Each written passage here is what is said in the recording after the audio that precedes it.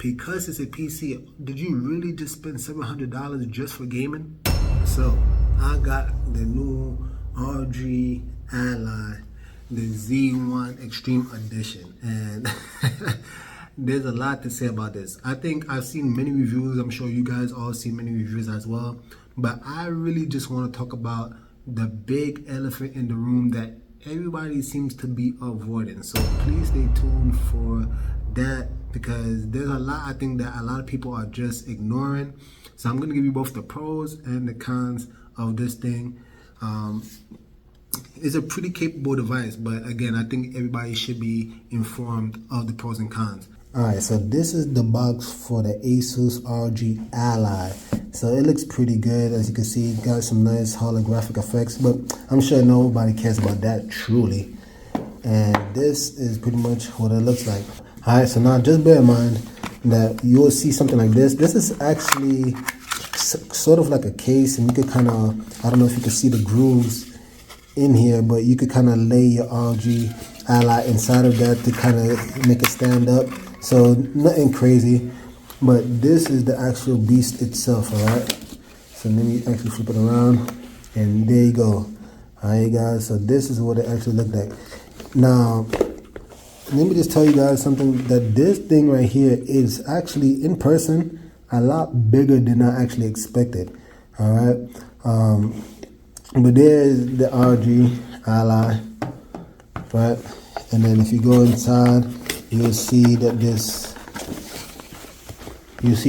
a charging brick in here. All right, so I'm actually going to, boot this bad boy up, download some emulators as well as run some games for it so that you can see, and then we're gonna get on with this review. So this is me turning on the ROG Ally, and as you can see, this thing is really beautiful. Obviously, I don't think anybody could do it any justice when you're actually looking at it through the camera, but this really is a very gorgeous display. So let me just actually log in, and then I'm gonna show you how this thing actually looks like.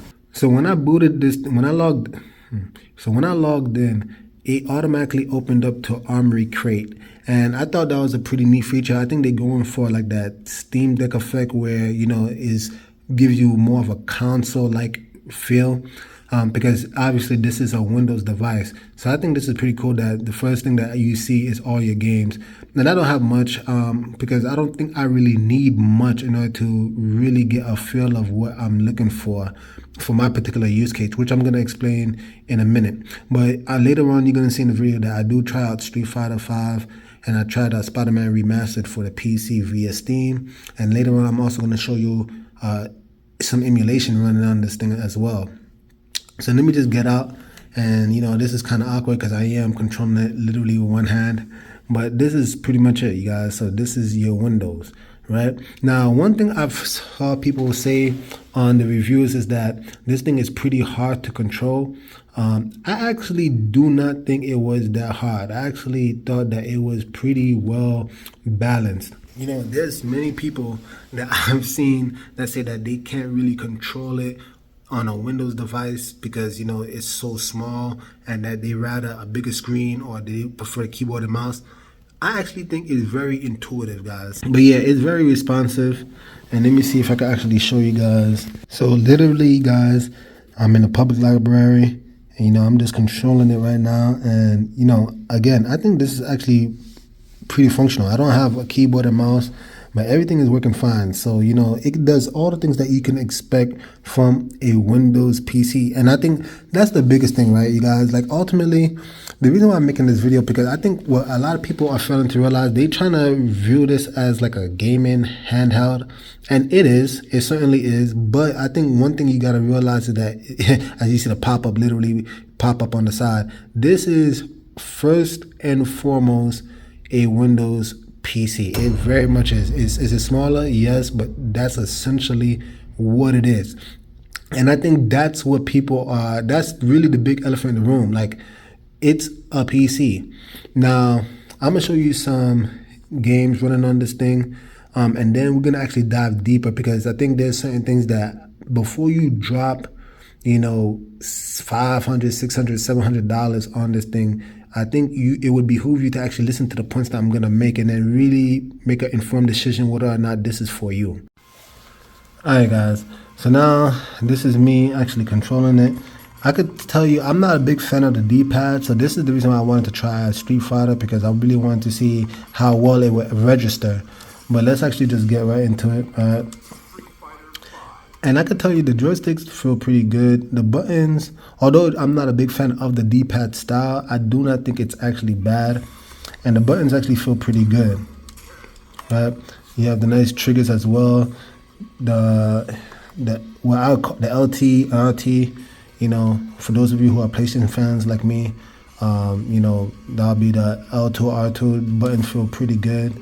So let's actually just run into this thing. Now, what's a pretty neat feature, I'm sure you guys probably already know, but you could actually turn on real-time monitoring. And if you click it many times, you know, it will actually show you what it's actually, you know, it could change the display. But you could kind of see right here that it's running at 60 frames per second. All right, so let's actually get some of these. Right. So usually with D-pads, I like to see how easy it is for me to pull out a Hadouken. So,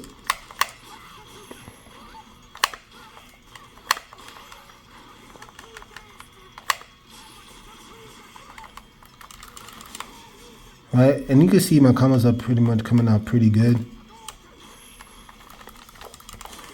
Right, so I didn't have no issues pretty much. So I would say this is actually pretty good, you guys. Running at 60 frames per second and only at 15 watts.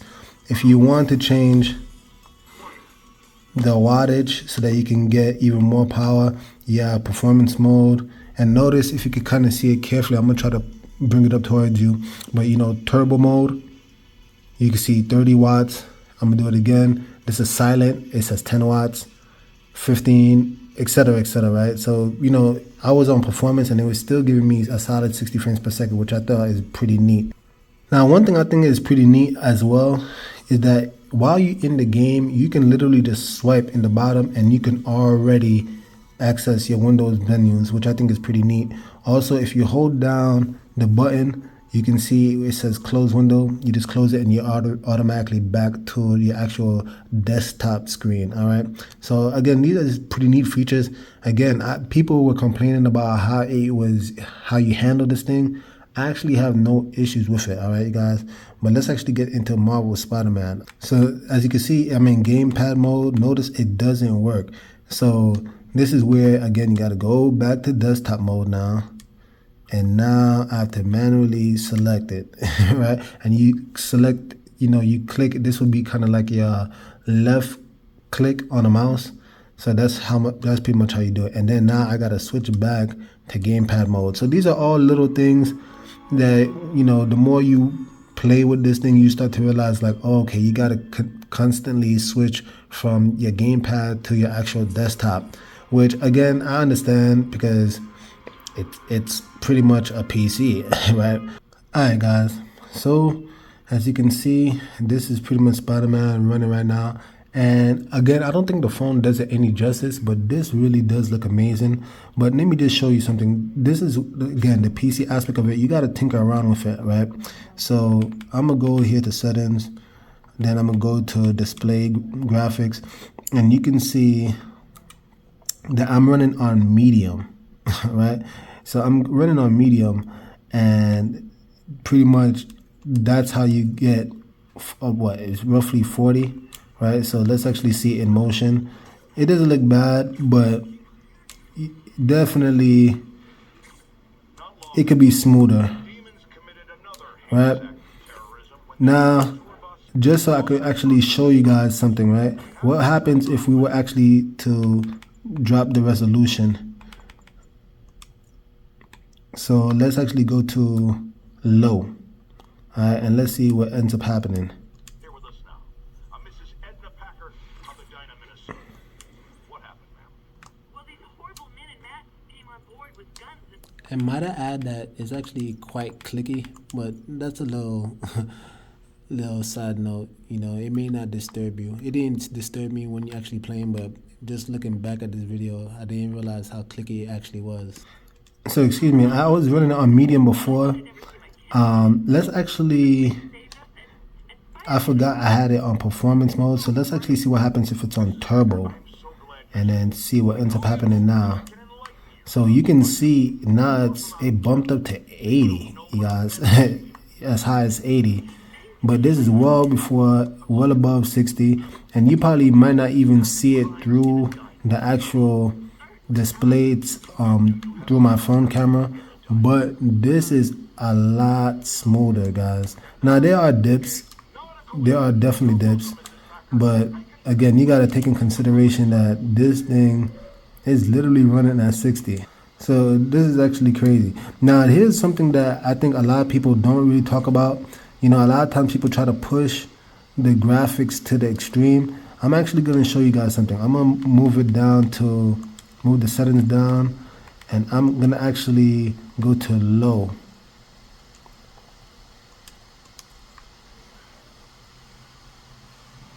Now, I don't know if you guys are able to actually hear this, but can you actually hear the fans?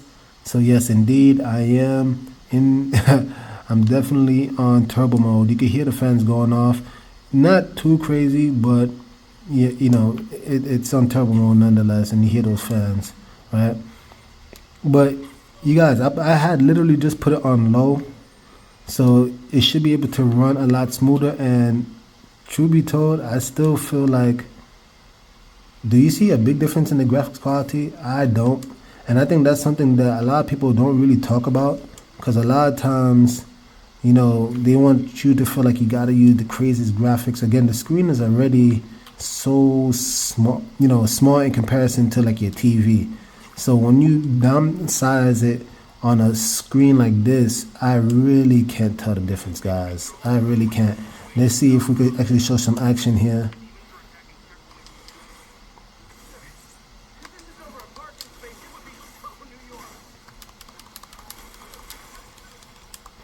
But like I said, let's actually get into some actual emulation. So here I downloaded the PCSX2. All right. So let me just open it. You could double click it. So just to show you how quick and seamless this operates. Now I did actually change it. I made it widescreen. These are things that you could tinker in the settings yourself. And I believe, let's actually be 100% sure. So let me go to my settings real quick. Go to graphics, and if I go to my settings and I go to rendering, you can see that it's 3x native, so that's 1080p. So that's enough of that. Let's get out of that and actually get into the actual gameplay. So this is pretty cool, you guys. This is again widescreen Shadow of the Colossus. Shadow of the Colossus was definitely one of my favorite games going back. But again, if I recall, I'm in turbo mode. Let's see how well it does in performance. But look at that, even in performance, guys, it's literally still hitting 60 frames per second, no issues. And what's pretty cool about these, I think, in my personal opinion, is that you can kind of see like it's almost like silky smooth. Like I highly doubt the original PS2 version was running this smooth, but that's what's pretty cool about these emulations, right?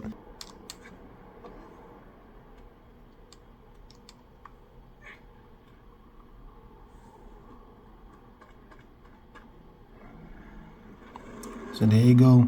We're about to see a Colossus.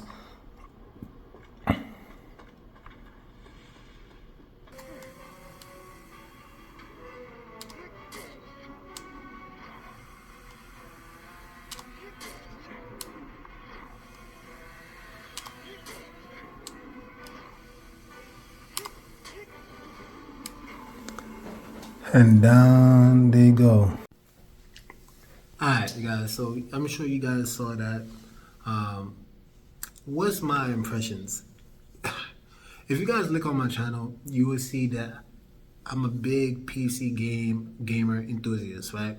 So when I first heard about the Steam Deck, and then eventually the Asus ROG Ally, and then you also have the Lenovo Legion Go, the PC handheld market is booming right now. Like, if there's ever a time to get into PC gaming, this is the time.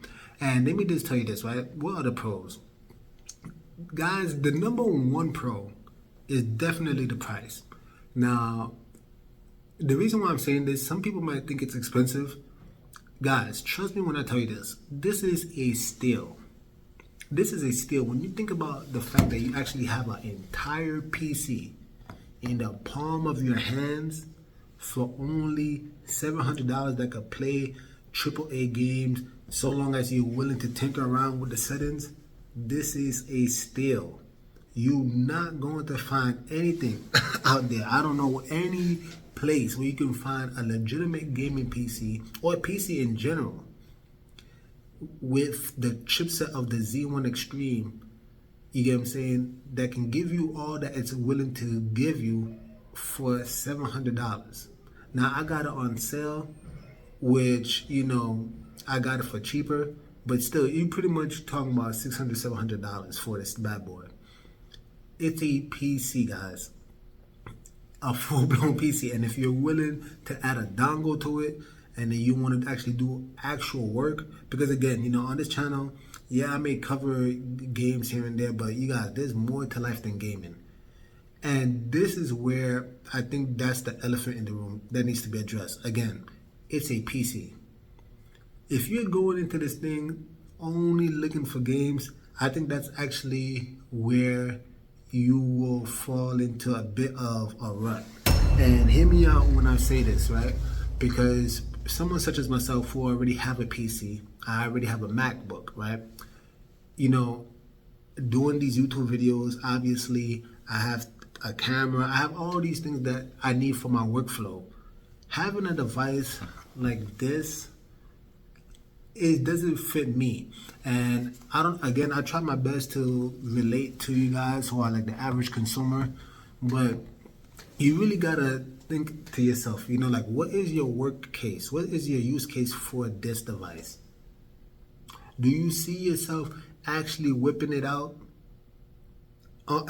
You gotta answer these questions and be truthful to yourself. Do you actually see yourself whipping this out? Let's say if you were on a Starbucks and playing this thing, is that the vibe? Me personally, nah. I think this thing is so big. Like, again, look at this thing. Look, it can literally cover my face. Look at this thing. This thing is so big and it's so like jarring. It's like it automatically just gives that vibe of like, you know, as a grown man, do you really want to whip this out? You know, hey, to each their own.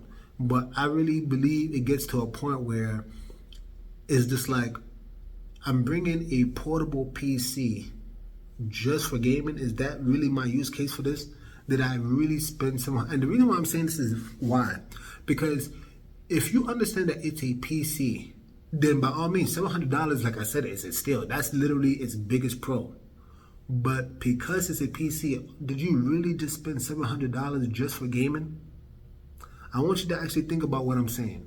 You have far more capable devices, like the PS5, the Xbox Series, consoles. You have all these superior, actual PCs. Because let's keep it a buck, right? If you bought this device, if you bought this, as well as a Steam Deck, and you have a Steam catalog, if you have the Steam catalog, unless you 100% new to get to PC gaming, most likely you probably already had a Steam device, whether it be a regular computer or whatever the case may be.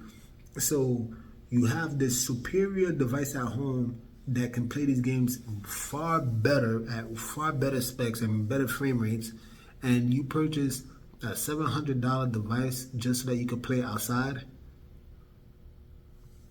Do you get what I'm saying? Again, if this is a PC for you, then by all means purchase it. It's a steal. But even at that, if you were going to whip this thing outside, right?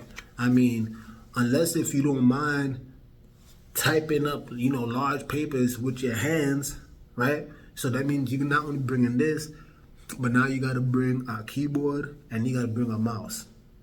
So these peripherals, these accessories are going to add up. They're going to add up. And you see, and I think this is where from something that became $700, depending on the quality of the keyboard and mouse, easily is now going to end up becoming $800. So again, these are the little things where it's just like, why are we getting this? You know, a lot of people were crapping on the PS Portal, and PS Portal is not perfect by no stretch of the imagination. It has its flaws, but I do want you to get something. You know, pick up what I'm actually throwing down here. If you were using this for streaming, right? You doing PS Remote Play, or you doing Xbox Cloud Gaming, or perhaps you're doing Steam Link, right? If you were doing these things, then at that point in time, why don't you get something like you might have your own phone that can do the same thing for far cheaper? And let's actually be real, right? Because this is another argument I see people engaging. Like, okay, you already have these things that can do it, right? But I'm gonna be fair.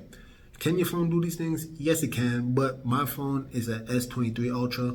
It was like $1,000 something, and even now it's about like 900. So yes, these phones are very capable, but it is actually more expensive than the ROG Ally. So I'm gonna keep it fair. But look at all the use cases for a phone, because primarily it's a phone. Can you do gaming on it? Sure. But I use this phone because it has a great camera, and it's actually better than some of these DSLR cameras. I use it also for content creation. I use it to create thumbnails. I have so much use cases for this phone, so it easily gives me my money back. But if I was gonna purchase an $1,000 phone just for gaming, wouldn't you look at me crazy when you looking at all these like Nintendo Switch, which is like $200? You have you have all these retro gaming consoles that's coming out, right? That can do the same thing for like 150 and cheaper. Like there's so much devices out there. If you only in it for games, that can save you much more money.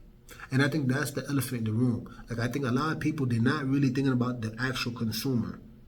Am I gonna drop $700 just to play games? If you are, with all due respect, I think you're missing out.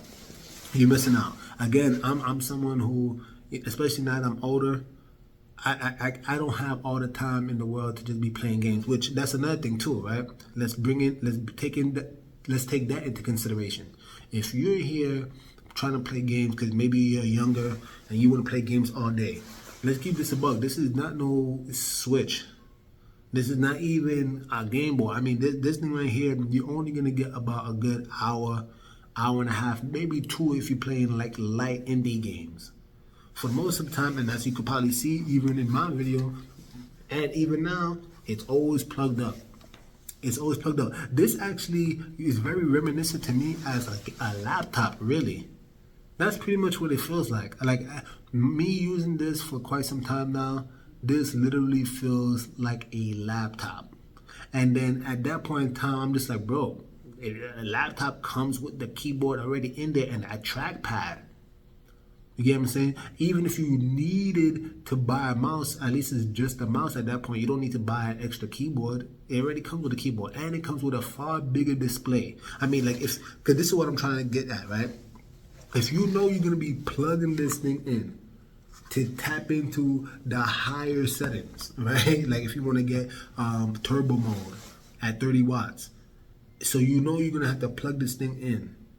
So at that point in time, it's just like, is this really a handheld? Yes and no. I mean, you could plug it in and still be on your bed. But you see, this is just me. To each their own. But I feel like there's nothing that this thing does outside of playing dedicated PC games. That's something that phones can't do. That's things that retro, gaming handhelds can't do.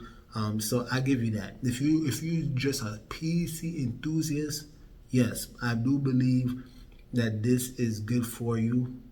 But again, we have so much devices out there. If you're gonna be on your bed, if you have an actual dedicated computer that's doing all the heavy lifting, how about you just stream to your phone? I mean, again, there's the link, Steam Link. Now it only works at home anyway. But if you really are dying to play on your bed, just use Steam Link, and then you can use your phone, or you can use the Logitech G Cloud, or you can use any other of these retro, games consoles, so that you could just stream the games. I mean, that's the whole point. It's streaming, so the heavy lift is not being played natively, so it works just as fine, and you barely notice any latency. I hope I'm actually making sense here, because Again, I care about the actual consumer. I just don't see this, and I'm gonna just keep it a buck. I'm actually gonna return this because that's how much I was sort of actually disappointed, you know. And I really came into this thing. Again, I don't want you to take what I'm saying and think that this is a bad device. This is not a bad device. This is actually, again, a steal for people who do not have a PC. If you do not have a PC and you're just first starting to come in, this is like a very good entry level, you know, dip your toes in the water. But eventually, like most PC gamers do, when you start realizing like, ah man, you know, I actually want to max out the screen. I actually do want to get higher frames per second. Then you're gonna start entering that territory where you're gonna want to spend more. And now even this, you can actually take an eGPU, I think it is from Asus itself, and you could connect it to this device, and then you could start adding a RTX 4090 to it, and then you could definitely max out the frames per second at that point. But I believe it's running at, don't quote me, but I think either like $1,000, $1,000+, which, oh, you guys, you see what I'm saying? Why didn't you just get a laptop? If you're willing to spend $700 on this, and you're gonna buy eGPU, external GPU, which is another $1,000, so that's not running you $1,700. Why didn't you just get a high-end laptop? And then you still would be able to do a lot more anyway. The laptop is just as portable. I mean, it's not, truth be told, this thing right here ain't fitting in nobody's pocket. This thing is not fitting in nobody's pocket, guys. All right, so I know we want to call it a handheld. I know you want to say it's a portable PC. A laptop is a portable PC, and that's the point I'm getting at. Like, you know, what is your use case? What is your use case? Because again, this is a PC first and foremost. First and foremost, just me starting up this thing, when I had to boot it up, I had to start it and restart it over and over before I finally was able to actually really start using this thing. And you know, again, that's typical for a PC. And you know, that's what I'm saying. Tailor your expectations. If you know for a fact that you're just doing this, you're just doing this because you know it's a PC, then by all means, get it. You're not gonna beat the price. I mean, obviously the Steam Deck is cheaper, but then you gotta deal with Linux, and that's a whole nother thing right there. But if you want a regular Windows 11, you know, PC, do you know any other PC at that price tag of $700? You know, maybe $600 if you get it on a sale. But do you know anything cheaper? I don't. So believe it or not, because I'm an actual PC gamer, I can see that this price tag is actually the biggest steal. But for those of you, I'm warning you right now, if you have a PC already, there's so much devices that do the same exact thing, but far cheaper. Because again, for you to even use this as a real PC, like if you were trying to have multiple use cases, again, you're gonna have to purchase the keyboard and the mouse anyway. So I just feel like these things exist in a very weird realm. Again, I do believe it's actually better for a more, like, people who are just dabbling to PC gaming for the first time. They probably don't have a dedicated, you know, PC rig. In conclusion, this is a great device. If you're dabbling into PC gaming for the very first time, this device is awesome. You're gonna enjoy it. I really think you should highly consider it. If you haven't played any PC games at all, this is a great startup for you. You're gonna enjoy it. If you have a dedicated PC rig already, you're gonna be a little bit disappointed, because you can, whatever this is allowing you to do, you can find substitutes if you probably don't already have substitutes within your phone. And then you could just probably purchase a backbone, which is $100, you get what I'm saying, and do everything that this is doing. If you're into streaming, you can find a lot of alternatives that's going to save you way more money than getting this. The only thing you won't be able to get, you won't be able to play Steam games natively, but with all the, you know, remote play options out there right now, do you really need it? I don't think so. But I would like to hear from you guys. Again, I really try to just keep it real with you all. What do you guys think? Do you guys agree with my sentiment? Do you guys disagree? I'm not gonna be butthurt either way. Let me know in the comment section down below. If you found this video helpful, please like, subscribe, comment down below. Please do all that YouTube stuff because it does help the channel out a lot. And with that being said, Nick over right now. Jesus is King, y'all.